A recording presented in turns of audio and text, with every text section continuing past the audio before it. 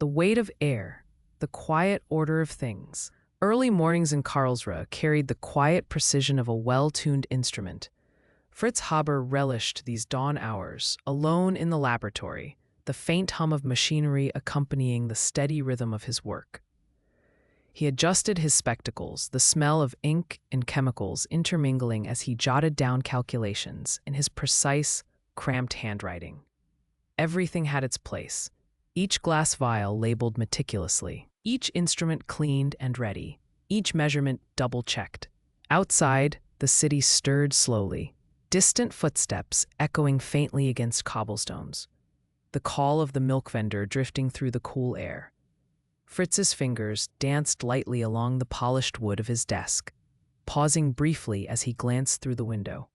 He watched a young boy deliver newspapers, tossing each bundle with practiced ease. But today, Fritz noticed the papers landed haphazardly, scattering slightly in the wind. A small disorder, insignificant perhaps, yet it lingered, a quiet discord that unsettled him in ways he couldn't quite explain. A crack in the glass. The telegram arrived at noon, a single terse line from Berlin that shattered Fritz's careful quiet. He stood frozen, the paper trembling slightly between his fingers. The words were stark, their meaning immediate. War had been declared. Everything stopped. The ticking of the clock, the whisper of pages turning. Even his breathing felt suspended, caught within this sudden gulf of silence that opened around him. As he processed the shock, Fritz vaguely registered the sound of a beaker tipping over on his desk, spilling its contents onto his carefully penned notes, the ink bleeding into an unreadable blur. A chill ran down his spine as the liquid seeped outward, staining calculations and symbols alike. Fritz didn't move to stop it, watching instead as the fragile glass vessel revealed a thin, nearly invisible crack. It felt symbolic, prophetic even, a fracture forming beneath the surface, hidden until it was too late. Whispers and shadows. Days passed, and the city changed subtly around him. Voices lowered, conversations punctuated with furtive glances, neighbors avoiding each other's gaze.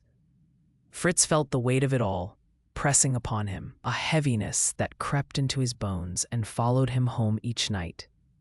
Even the university, once a sanctuary of reason and experimentation, seemed overtaken by whispers of patriotism, duty, and sacrifice.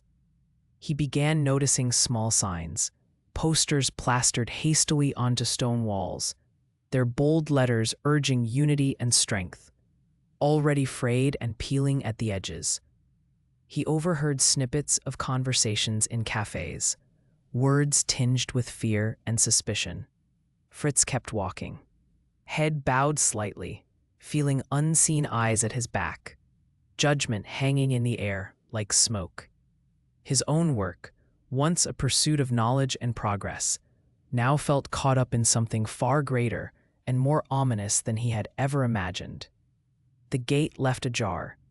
Months later, Fritz stood alone outside his laboratory, the air thick with the scent of chlorine.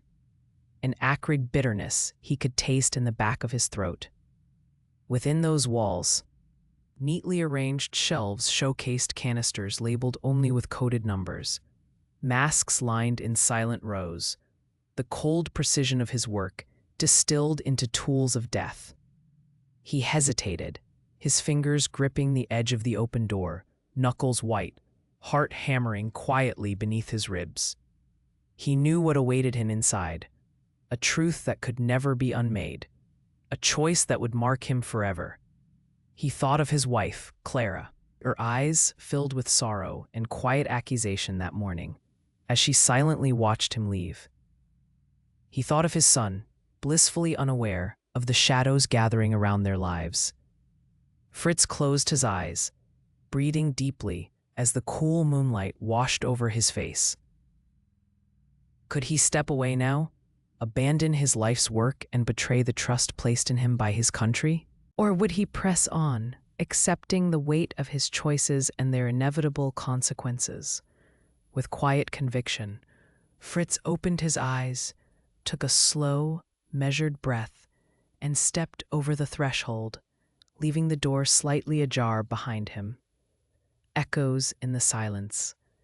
Years later, Fritz sat alone at the same desk in Karlsruhe, though the city had grown quieter, emptier, scarred by the war and its echoes. The laboratory felt colder now, its walls heavy with memories. His notes, yellowed and brittle, lay scattered before him like fallen leaves. The ink had faded, but the weight of their meaning remained starkly clear. He reached out to touch a photograph on the corner of his desk, a faded image of Clara, smiling faintly, their son nestled in her arms. It was taken before the war, before everything changed, before the choices he made reshaped their lives forever. He traced his finger gently along the edges, a quiet ache settling deep within his chest. He had fed millions, yet he had destroyed thousands. The paradox of his life sat silently beside him, impossible to untangle. Outside the window, he heard the faint shuffle of footsteps, the rustle of papers delivered again to quiet homes. The rhythm was familiar, unchanged, yet Fritz knew the world had shifted irrevocably. He leaned back in his chair, eyes closed, letting the silence speak to him, accepting that some wounds could never heal, some stains never fade. He had stepped through a door he could never close, and now all around him was the quiet weight of air, a burden he would carry until the end. Footsteps in the dust. Decades later, the laboratory stood empty, forgotten by most, a relic slowly succumbing to time. Yet occasionally, a solitary visitor would pause there, a young scientist perhaps, retracing footsteps in the dust, fingers brushing gently over yellowed pages and faded photographs. They would stand quietly, feeling the weight of history in the air, wondering at the echoes that lingered here, the quiet, unsettling questions that refused easy answers.